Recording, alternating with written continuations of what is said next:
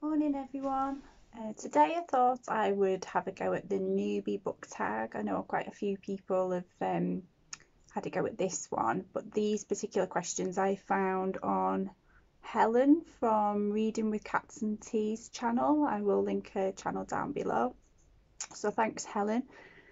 So yeah, I thought I'd have a go. I've been on YouTube for I think just over a week now, so I think a newbie tag is about time. So the first question is, where are you joining from? I live in a place that's just between Warrington and Wigan. I'm near to Leigh. My hometown is in Widnes, so I spend a lot of time there too. How old are you? I'm 33, and I've just heard about a 30 plus book tag, so I might have a little go at that one sometime soon. Apparently 30 plus YouTubers aren't there aren't that many. So yeah, glad to be joining that group. Why did you join BookTube? Mainly because I watch it a lot and I really enjoy it, and I just wanted to join in on the community. Everybody seemed really friendly. Like I said, this is my hobby, probably one of the main hobbies that I have. So I thought, well, what a community to get involved in. That's the best one. What is the meaning behind your channel name? Helen's Book Haven. Reading for me is a haven. If ever I'm stressed or worried about anything, if I can pick up a book even just for 20 minutes, it just makes me feel that little bit calmer. It might not take all my worries away, but it certainly just calms me down for a little bit. So it really has been a haven for me. So that's the reason behind the channel name. The types of book that you read and want to talk about. I read a lot of contemporary fiction, a lot of light-hearted stuff, interspersed with the odd thriller every now and again. I read a lot of non-fiction. I really love travel non-fiction, trying to explore more into like historical fiction now. A lot of middle grade, quite a bit of YA.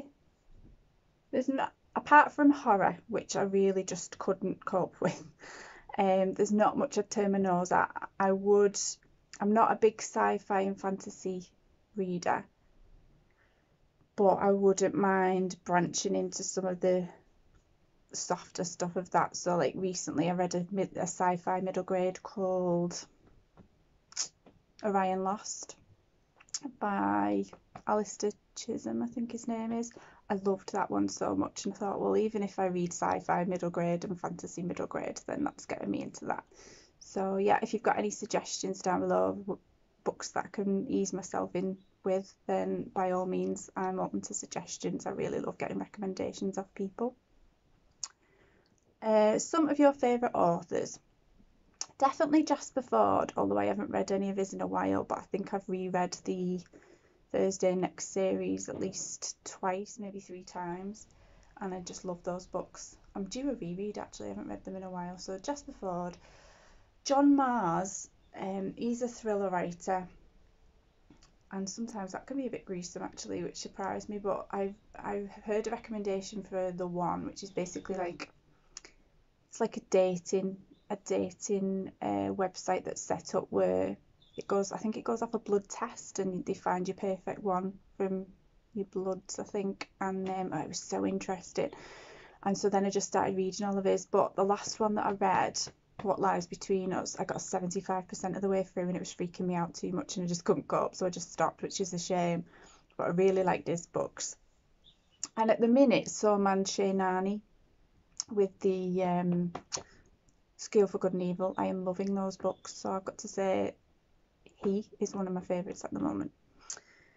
The last book that you read is In Search of Mary. I was so excited for this one. It's partly a travel non-fiction. It's a bit historical as well. I think the author got a bit confused while doing this. I know it confused me, and looking on Goodreads, a lot of people were disappointed with this one. Basically, she was a fan of Mary Wollstonecraft, who wrote books about feminism. And Mary basically went on a travelling expedition with her baby to sort out a problem for the man that she loved. So she's following in her footsteps. But it just got really confused. I thought you forgot about looking for Mary and you're just focusing on yourself. This was a 5-star recommendation that I picked for Bookathon. 3-star. 3-star. But that's the most recent one that I've read. Currently, I'm reading The 7 Husbands of Evelyn Hugo, and I'm up to husband number 5. Loving that book. If that is not 5-star, I'll be very surprised. So I've been listening to that, and then I think I've got 3 hours left of that. And what's the other one that I'm reading? This Time Next Year by, I want to say, Sophie Cousins.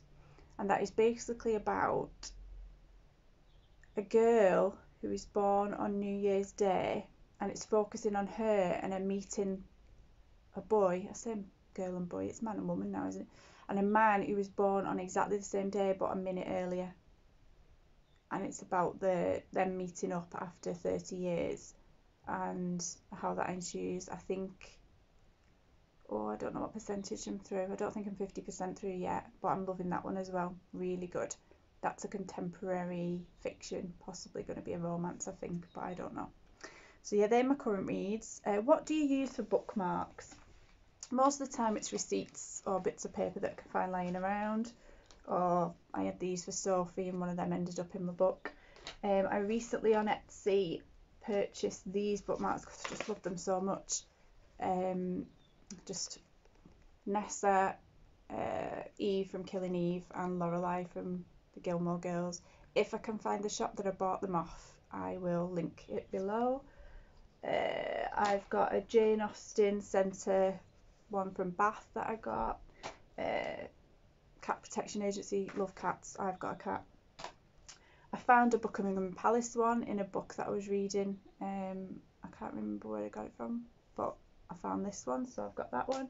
Somebody got me one from Australia, and I got one when I went to school to Tatton Park. So I have got bookmarks, but I tend to just grab whatever's nearest.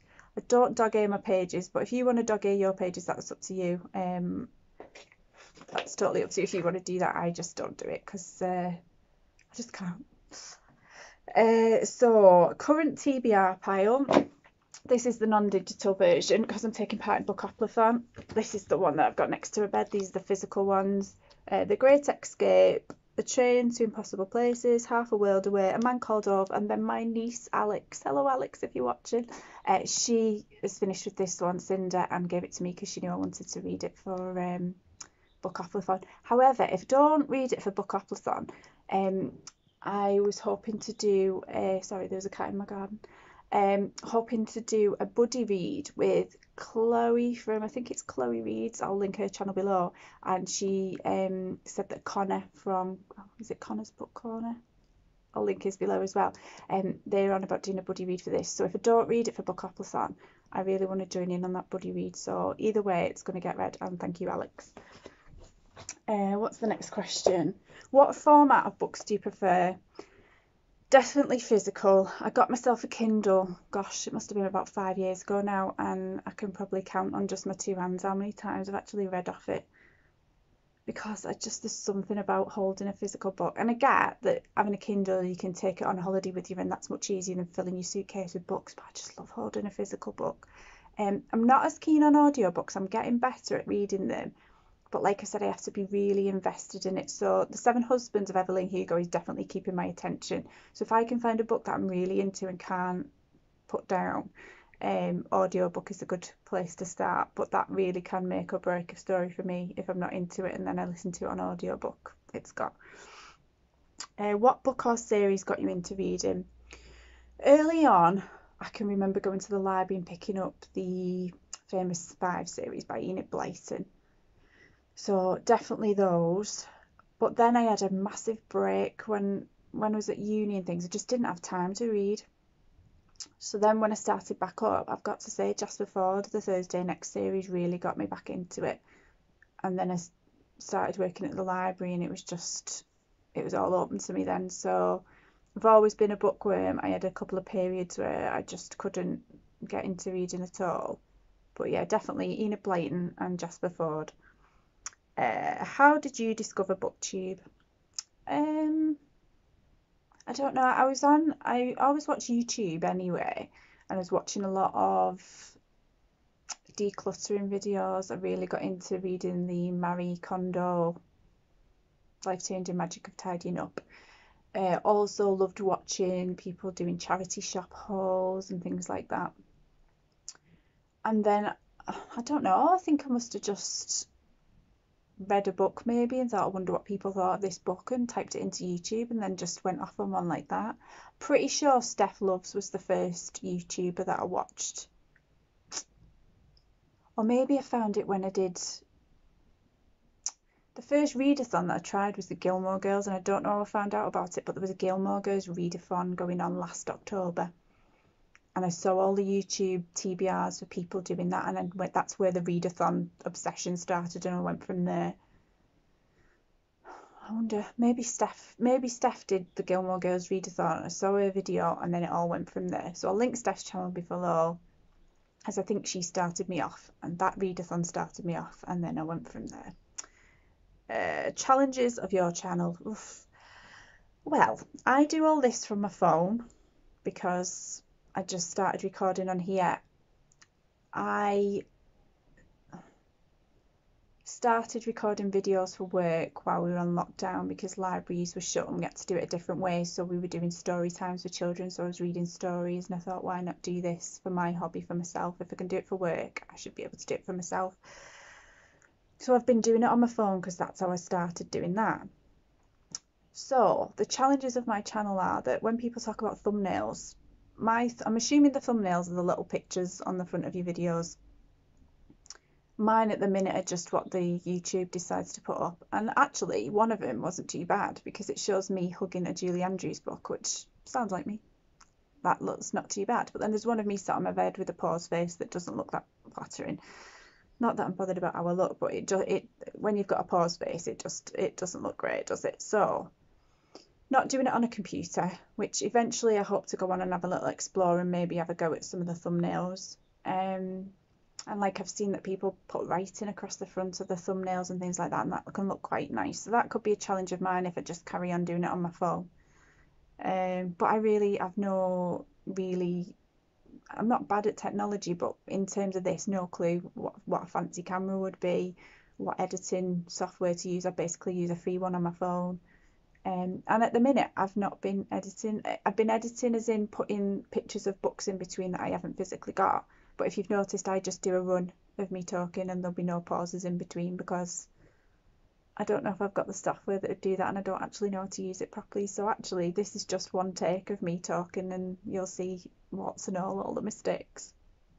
Because otherwise, if I cock this up now, I'd have to go back and record it all. And so far, fingers crossed, I haven't had to do that, apart from after a few seconds. So there could be challenges. We'll just see how we go. If I decide to do this long term, I probably am going to have to get a bit more swish about it, but we'll see. Where else can you find me? You can find me on Twitter at Hellwood87. I also run Eurovision-thon. Well, I have for 1 year, and I'm going to do it this year again. Next year now, won't it? So at Eurovision-a-thon, you can find me there. The hashtag is #Eurovision-a-thon. You can find me on Goodreads. I'll link that below as well. Yeah, there are the main places to find me. I'll link that below. So this is my newbie book tag. Again, thank you everybody for the welcome. I will link all the people that I've mentioned, including Helen from, did I say Cats and Tea? Because that's where these questions are from. And yeah, thanks for your time again. See you soon. Bye.